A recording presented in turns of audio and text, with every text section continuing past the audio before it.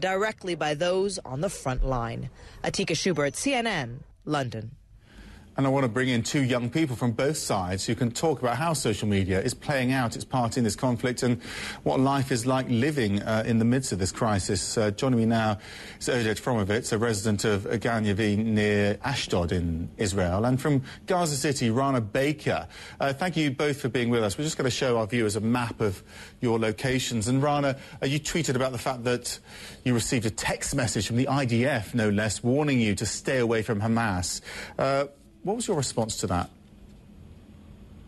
This is actually something that I expected because it has happened before during Qaslet and even during normal days when there are no attacks between both sides, between the Palestinian resistance and Israel. So I was expecting text messages of this kind, because this has happened before, and I think that in the next few days we'll be receiving more and more threats like these. Also, Israel has been dropping leaflets from warplanes on many neighborhoods in the Gaza Strip, warning them and inciting them against the Palestinian resistance. Oded, what did you make of that IDF text message?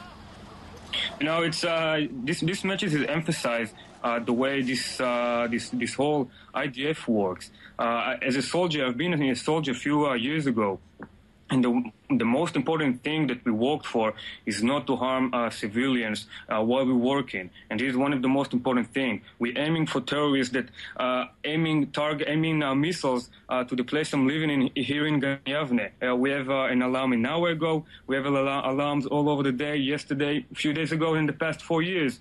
So we're not going for, and I really appreciate Rana for coming and talk, and really, I know probably what she's going through, and I'm sure we both of us want to live in peace. But when you have a side that terrorists want to eliminate a whole nation, it can't work like this. It's not aiming for Rana; it's aiming for terrorists that are willing to destroy this place I'm living in.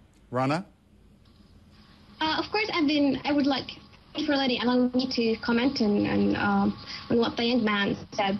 Of course, I find it very interesting that he's referring to the Israeli occupation forces as an army, as a moral army that targets only what he calls as terrorists. Because in the past few days, we have more than 25 people killed. 8 of them were children. We have 4 women and 2 old men over 65 years old. So it is very interesting that he is talking about surgical killings. This is something that we are not really experiencing in Gaza. And I can, of course, cite names. We have Sinan Arafat. She was 3 years old when she was killed by the Israeli occupation forces after the Israeli warplanes targeted her home directly. So this is exactly what the Israeli occupation forces have been doing for so many years, during Qaslet, today, and even before. So I have a very good experience with IOF. I have a very huge experience, and I can talk about it more than that. So for me, saying that IOF targets what he calls as terrorists is completely a false claim, because I've been living here all my life and I've been seeing civilians being directly targeted by IOF. Oded, social media obviously keeps moving all the time, and it's part of the media now, of course. But since the last conflict, everyone seems to be on Facebook or on Twitter. Is it strange for you that your conversations with other Israelis, with Palestinians, is being seen by the world? So it's really playing out in real time, online. Is that strange to you, that it's a global story and it's personal at the same time? I don't think it's strange, because we're living in a world that in our ages that the internet is the right world to live in for us. So it's very natural for us to work and to speak and to act on the media, on the new media, this Facebook and Skype, etc., etc. And I believe it's the right way to get into people's hearts, because as we know, media it's pretty biased those days.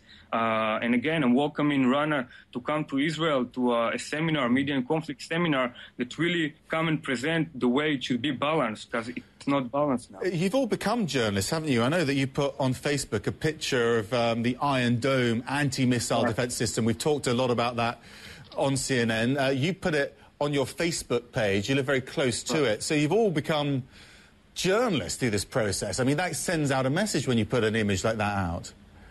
Of course. I mean, it's as I said, it's a great way to show the world what's going on. Because I have a family and friends all over the world, and this is the best way. Because, as I said, in the media, it's very hard to show those stuff because, again, it's very biased. Rana, in terms of the Palestinian territories in Gaza, how easy is social media to use there? Because I know that you've had issues with electricity there. So do you feel that you're at a disadvantage because you're unable to use it to the same extent?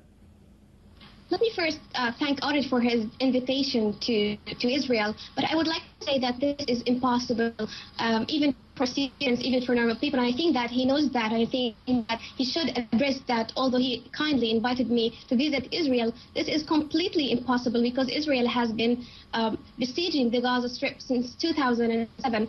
And just very quickly, I would like to say that when I graduated from high school, I was offered a place at Beit Lahem University, and when I applied for a permit from the Israeli government, it was rejected without giving me any reasons.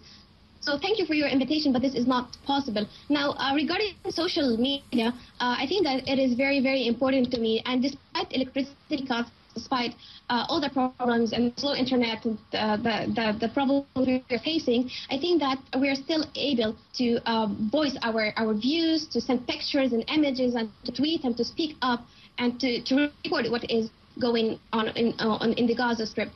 For me, it's very important that I am using social media because it allows me to tweet real-time news. This means that I am giving people the opportunity to see what is going on the ground in Gaza Strip in real time, and people really appreciate this. Okay. And I've been receiving so many tweets, but at the same time, social media is also exposing me to the negative side of it, because I've been receiving threats from people inside Israel, and I've been insulted actually many times. Rana, so I would like to... Rana and Oded, thank you very much indeed. We have to leave it there, but it's been fascinating speaking to you both, and wish you both well as this conflict escalates as it seems to be doing at the moment. Thank you both very much indeed. Still to come on Connect the World, it's a scandal that exploded on social media. Now thousands of Twitter users could be facing some serious legal trouble.